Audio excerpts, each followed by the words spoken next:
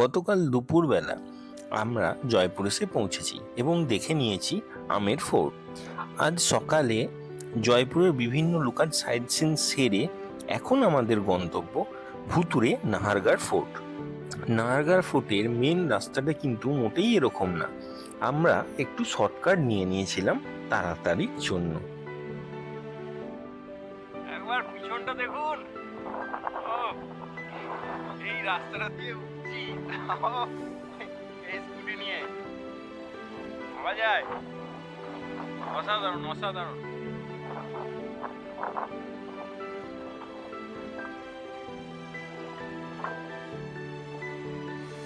রাস্তাগুলো একবার দেখুন, এই যে নিচে এইগুলো হচ্ছে রাস্তা।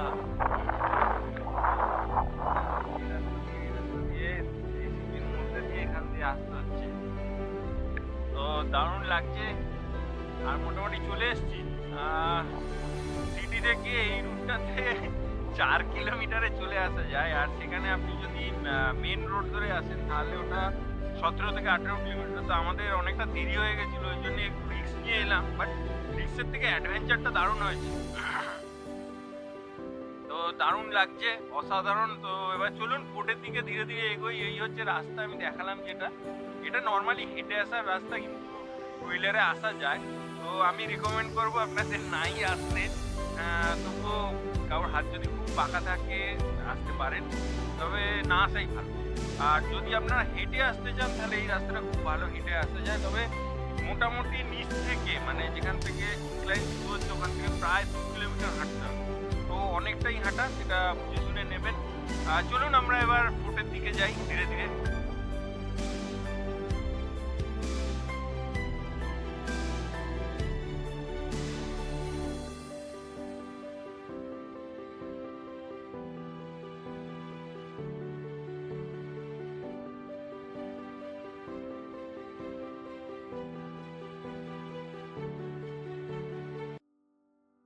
ফোর্টের ব্যাক সাইড থেকে ঢোকার জন্য আমরা ফার্স্টেই দেখতে পেয়েছিলাম একটা ওয়াটার রিজার্ভার। জয়পুরে জলকষ্টের জন্য রাজা এখানে একটা ওয়াটার রিজার্ভার বানিয়েছিলেন, যেটা দিয়ে জল রিসাইক্লিং হতো। এবং এছাড়া দেখে নিয়েছিলাম ফোর্টের বাউন্ডারি ওয়াল।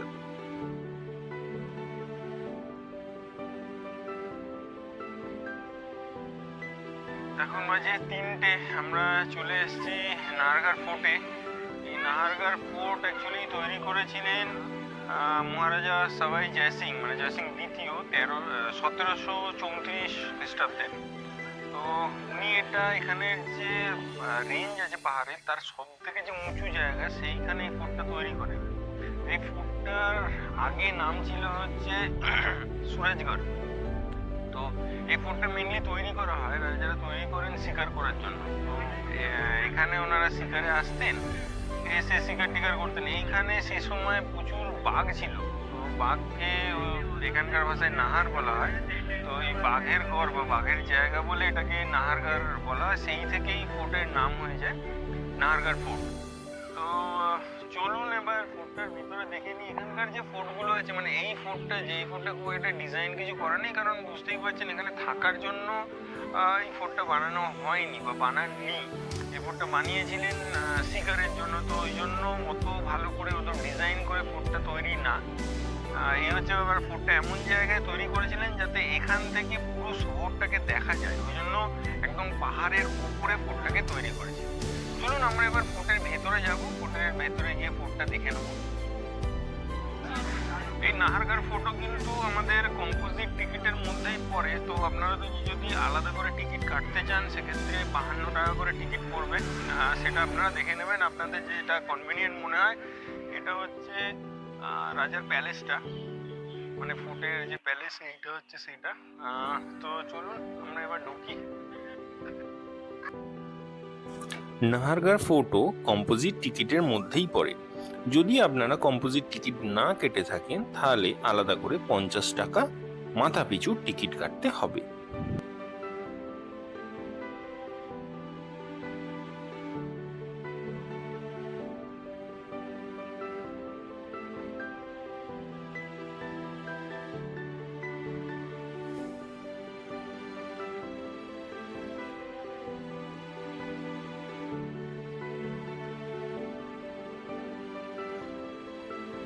আচ্ছা, আমি একটু এখানে আপনাদের দেখিয়ে দিই। আমরা ঢুকলাম হচ্ছে এই গেটটা দিয়ে, ঠিক আছে?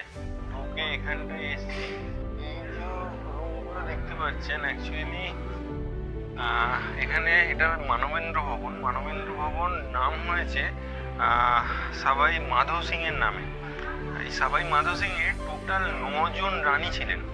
তার মধ্যে 2 জন হচ্ছে পাটরানী আর 7 জন হচ্ছে নর্মাল রানী। তো যে 7 জন নর্মাল রানী ছিলেন তাদের জন্য এদিকে 7খানা টোটাল রুম করা আছে। আর পাটরানীদের যারা দাসী আছে, ওই পাটরানীদের রুমের সাইডে বা কোথাও তাদেরও একটা করে রুম করা ছিল। তো এরকম এখানে টোটাল 7খানা রুম আছে। আর এইটা হচ্ছে এখান থেকে, এটা রাজা থাকতেন। তো এই জানলা যেটা দেখছেন, এখান থেকে রাজা কোনো ধরুন এখানে কোনো অনুষ্ঠান হলো বা কিছু হলো, সেক্ষেত্রে রানীরা এই জানলাগুলো দিয়ে দেখতেন যে কি অনুষ্ঠান হচ্ছে না হচ্ছে। ওই জন্য এই জানলাগুলো করা, এগুলো পর্দা প্রথার জন্য, বুঝতেই পারছেন। আর রাজা এখান থেকে দর্শন দিতেন, তখনও রানীরা এই জানলা দিয়ে দেখতেন। এই হচ্ছে টোটাল এর গল্প। তো চলুন, 7খানা একই রকমের রুম আছে নিচে, আমি যে কোনো একটা রুম আপনাদের দেখিয়ে দিচ্ছি। ভিতরে ঢুকে এইদিকে যদি দেখেন, এটা হচ্ছে দাসীদের রুম। দাসীদের রুম এরকম দেখতে ছিল, এখানে জিনিসপত্র রাখার জন্য। দাসীদের রুম বেশ ভালোই দেখতে ছিল, কিন্তু এটা এখানে মানে কাভার্ড যেমন হয় আমাদের, ওরকম টাইপের বন্ধ আছে। তো এই, আর এইটা হচ্ছে রানীর রুম। এটা আমরা যাব, তার আগে এখানে দেখিয়ে দিই, প্রতিটা রুমেই একটা করে রান্নাঘর থাকতো। তো এই হচ্ছে সেই রান্নাঘর, এটা রান্নাঘর। আর এইখানে দেখুন, এই রান্নাঘরের উপরে যাতে ধোঁয়াটা এখান থেকে বেরিয়ে যায়, এই জন্য একটা করে গর্ত করা থাকতো। এই হচ্ছে ব্যাপার, এটা রান্নাঘর।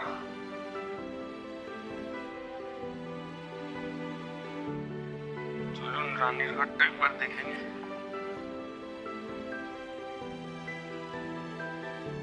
এটাও দাসীদের রুম বা জিনিসপত্র রাখার জন্য ইউজ হতো। দাসীরা থাকতেন, রানীর তো একজন দাসী থাকতো না, অনেক দাসী থাকতো।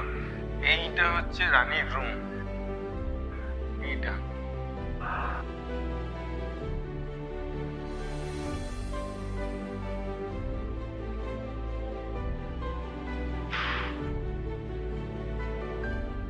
এগুলো জিনিসপত্র থাকতো।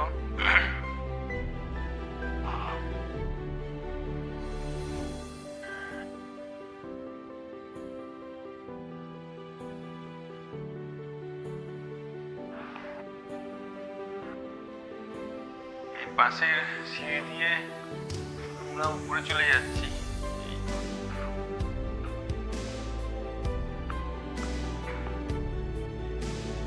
সিঁড়ি দিয়ে উপরে ওঠার পর আমরা দেখতে পেয়েছিলাম পাটরানীর রুম।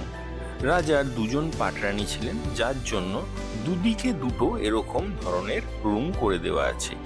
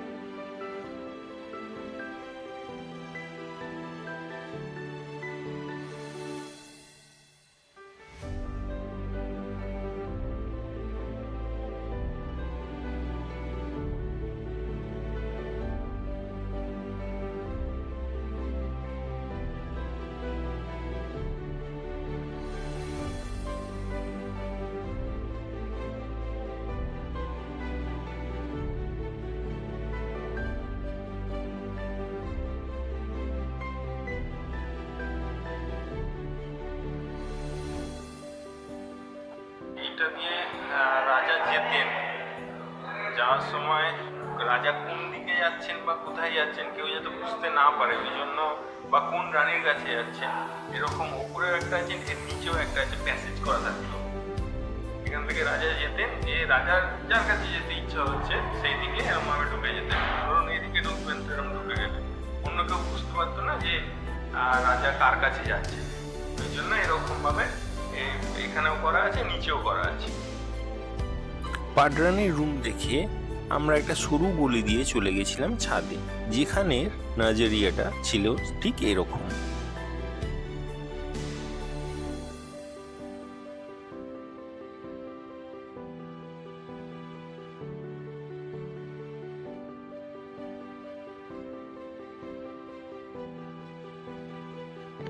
নাহারগড়ে একটি কথা প্রচলিত আছে যে এখানে নাকি ভূতের দেখা পাওয়া যায়, যদিও আমরা কোনো ভূতের দেখা পাইনি। শোনা যায় যে এখানে কোনো একজন ব্যক্তি সুইসাইড করেছিলেন, তারপর থেকে নাকি ভূতের উপদ্রব দেখা যায়। পরবর্তীকালে নিচে একটি মন্দির করে দেওয়া হলে ভূতের উপদ্রব নাকি কমে যায়। যাই হোক, ভূতের কথা ভুলে আমরা বেরিয়ে পড়েছিলাম নাহারগড় ফোর্ট থেকে। আমাদের পরবর্তী গন্তব্য জয়গড় ফোর্ট। নাহারগড় ফোর্ট থেকে জয়গড় ফোর্টের দূরত্ব প্রায় 5.5 কিলোমিটার মতো।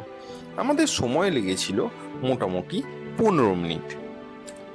যাওয়ার রাস্তাটি অসাধারণ সুন্দর এবং চারিদিকে জঙ্গল। এই জঙ্গলে কোথাও কোথাও ময়ূরও দেখা যায়।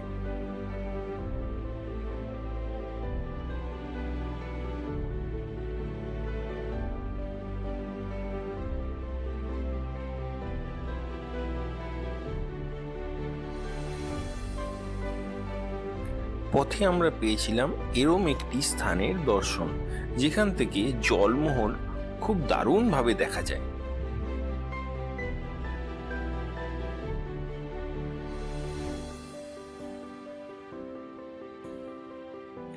জয়গড় ফোর্ট কিন্তু কম্পোজিট টিকিটের মধ্যে পড়ে না।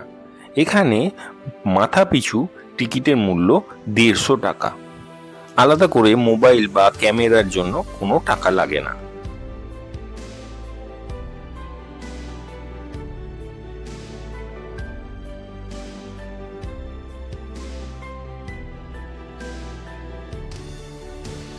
আমরা এখন চলে এসেছি এই জয়গড় ফোর্টে।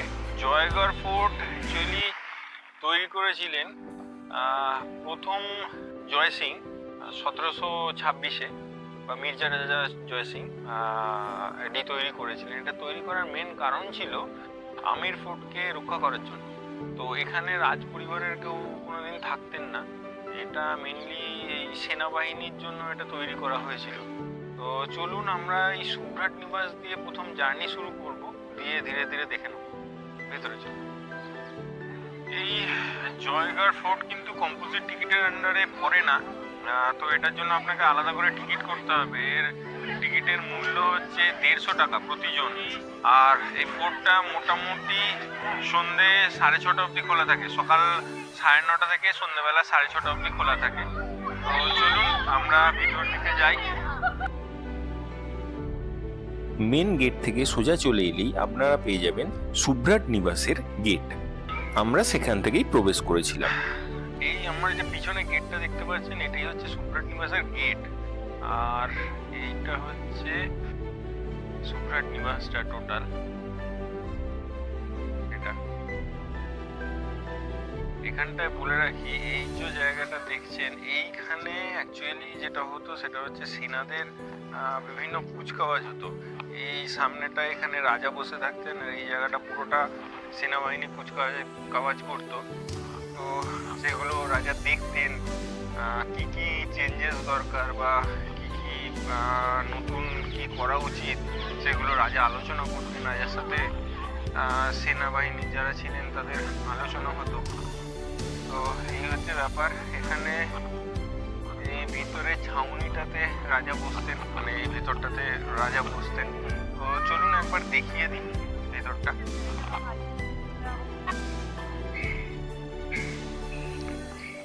এইটা তো এখন কিছুই নেই, এখন এখানে তখনকার দিনের এইগুলো এগুলো হচ্ছে কাঠের কুলার। এইগুলো কুলার, এটা সেই হাতের পিঠে নিয়ে যাওয়ার জন্য, পিঠে যেগুলো বসানো হতো কুশন টাইপের ওই জিনিস। এগুলো তো ড্রাম সেই বাজানো হতো ডুম ডুম ডুম ডুম করে। এর মধ্যে মোটামুটি আমি ঢুকে যাব। আর পুরো জায়গাটা হচ্ছে এরকম।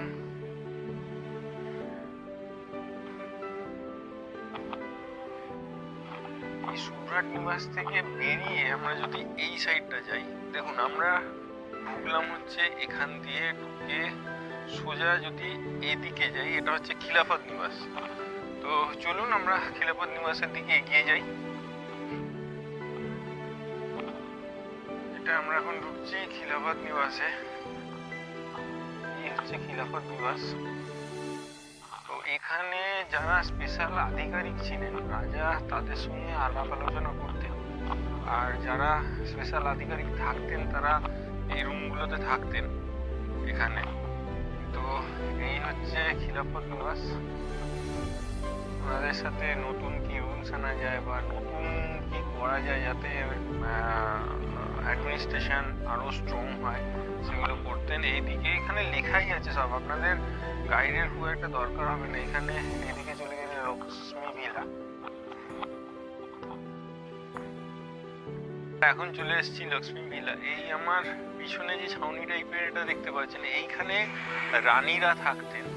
আর ঠিক এই উল্টো দিকে এই জায়গাটায় বিভিন্ন মনোরঞ্জনের জিনিসপত্র হতো, যেমন ধরুন পুতুল নাচ বা বিভিন্ন নাচা গানা এইসব হতো। তো রানীরা এগুলো এনজয় করতেন। আর রানীরা এই ছাউনির নিচে এখানে থাকতেন।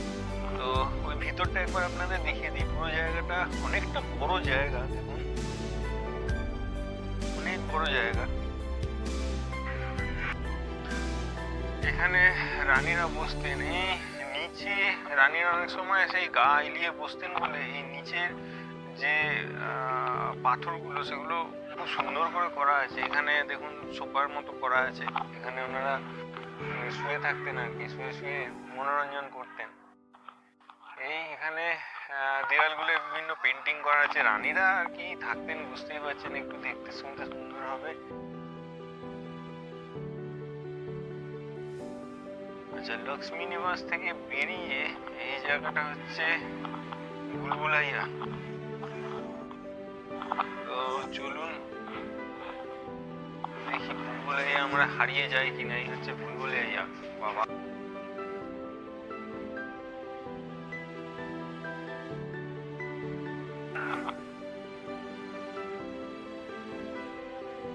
যেতে পারবো কিনা জানি না। চলুন এদিকটায় যাই, দেখি কি আছে। আরে বাবা, এদিকে আবার আলো দেখা যাচ্ছে। এদিকটায় যাবো নাকি? এদিকে কিছু একটা আছে। আচ্ছা, এটা হচ্ছে রয়্যাল ডাইনিং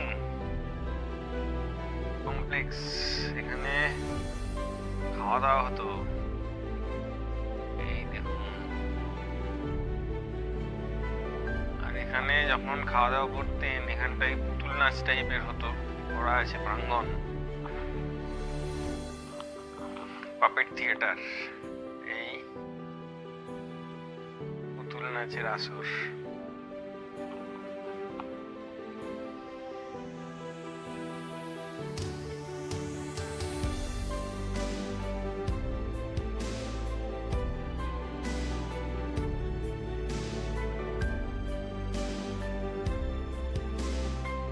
আচ্ছা, এইটা হচ্ছে ভোজনশালা, ডাইনিং হল।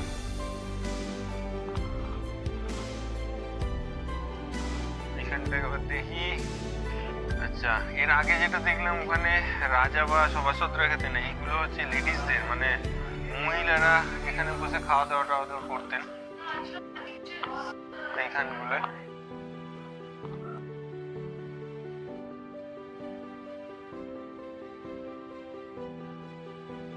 এইটা হচ্ছে, এই জায়গাটা হচ্ছে রানীদের, আর এই এই দিকটা হচ্ছে রাজাদের। এই দিকটা হচ্ছে রাজাদের।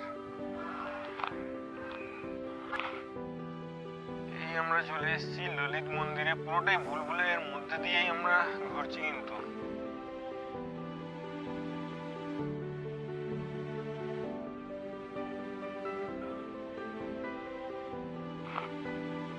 আর ললিত মন্দির থেকে বেরোলে হচ্ছে সাগর ছাত্রী। এইটা হচ্ছে সাগর ছাত্রী। এইটা বাহ, দারুণ ভিউ। এখানে একটা ফুয়ারা ছিল।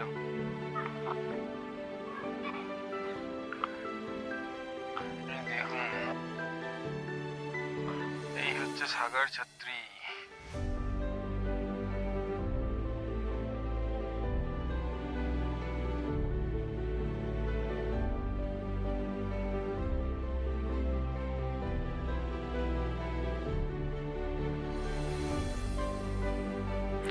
সাগরছত্রী থেকে বিলাসমহলে যাওয়ার পথে আমরা দেখতে পেয়েছিলাম এরকম একটি জায়গা।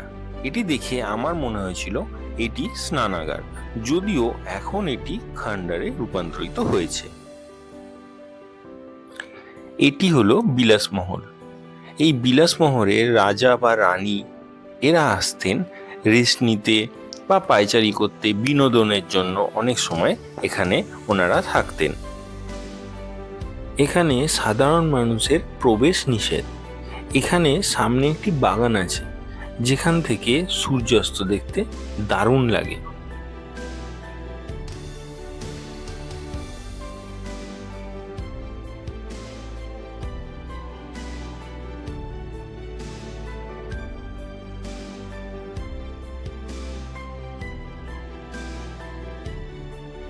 এর নিচে যে ফোর্টটা দেখা যাচ্ছে সেটি হলো আমির ফোর্ট। অ্যাকচুয়ালি জয়গড় ফোর্ট তৈরি করা হয়েছিল আমির ফোর্টকে রক্ষা করার জন্য।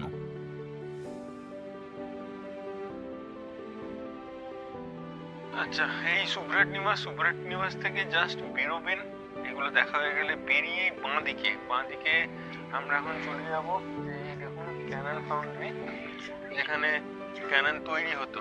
তো চলুন ওই জায়গাটা গিয়ে দেখে নিই কি আছে, কিভাবে কামান তৈরি করা হতো, এগুলো সব দেখে নিই। ভাবুন, কামান তৈরি। তো চলুন দেখে নিই।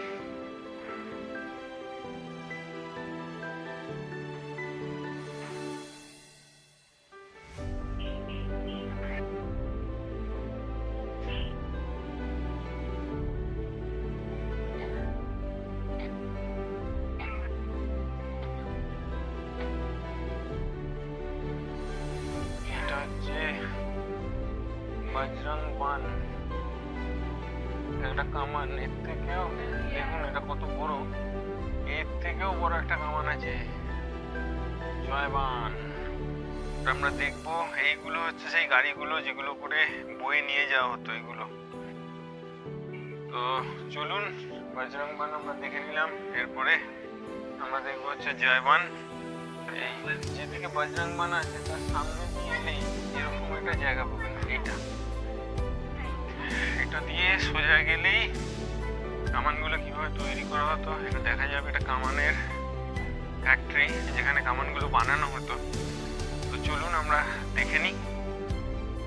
এই জয়গড় ফোর্টে কিন্তু অবশ্যই আসবেন, বহু কিছু দেখার আছে। একটু এন্ট্রি ফিটা বেশি, 150 টাকা, কিন্তু বহু কিছু দেখার আছে। তো চলুন, ক্যানন ফাউন্ডারিতে আমরা চলে এসেছি। দেখে নিই কিভাবে কামান তৈরি হতো, কি হতো না হতো, খুঁটিনাটি।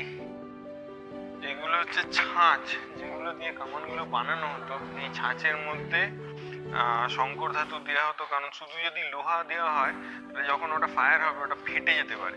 ওই জন্য শঙ্কর ধাতু দেওয়া হতো। আর এই ছাঁচগুলোয় ফেলে কামানগুলো এখানে তৈরি করা হতো। মানে শঙ্কর ধাতুগুলোকে গলানো হতো, গলিয়ে এখানে আনা হতো, দিয়ে ছাঁচে ফেলা হতো, ফেলে ক্যাননগুলো তৈরি করা হতো।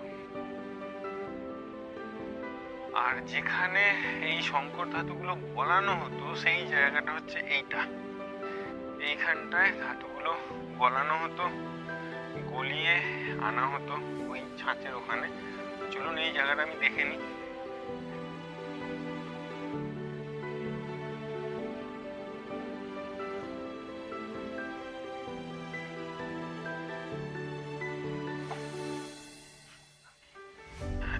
জায়গাটায় আগুন দেওয়া হতো, দিয়ে হিট করা হতো করে, আর ধাতুগুলো দেওয়া হতো হচ্ছে এই সাইড দিয়ে,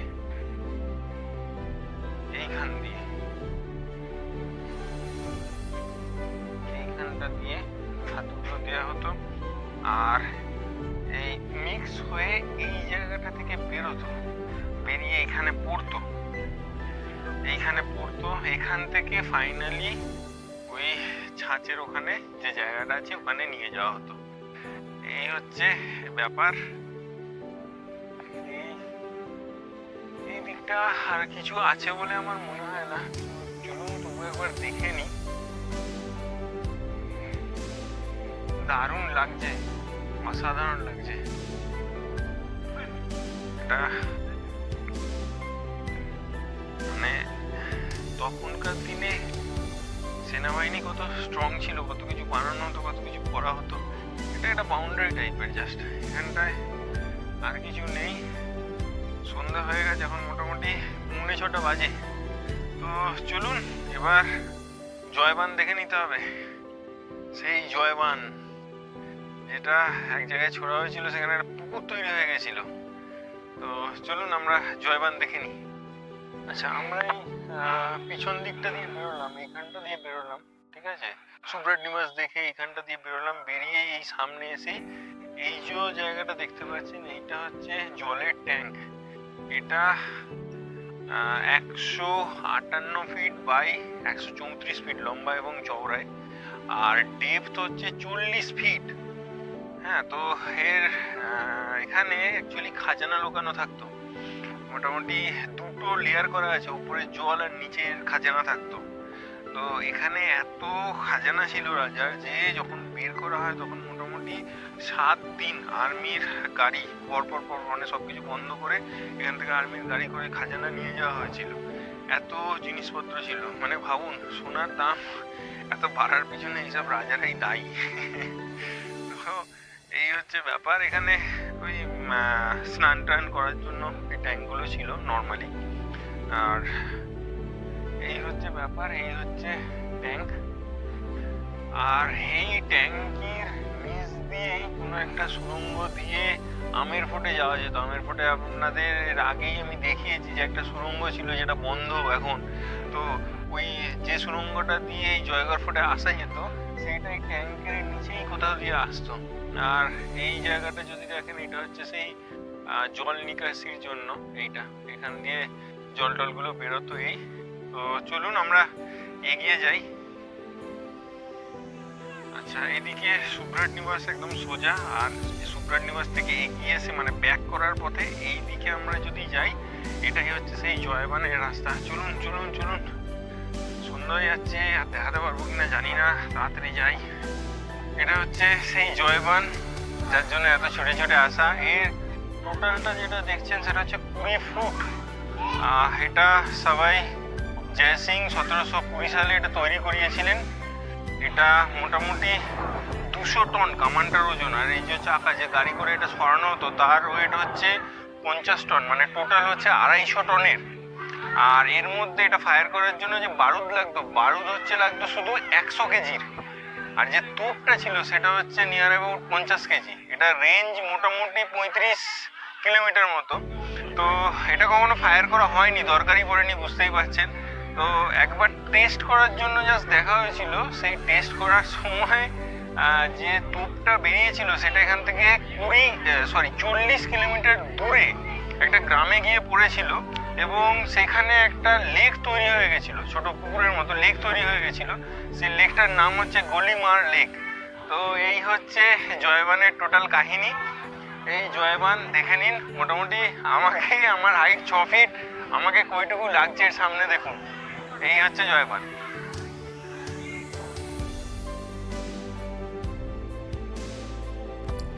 ভিডিওটি আমরা এখানেই শেষ করছি। ভিডিওটি কেমন লাগলো অবশ্যই জানাবেন। ভালো লাগলে ভিডিওটিকে লাইক ও চ্যানেলটিকে সাবস্ক্রাইব করবেন।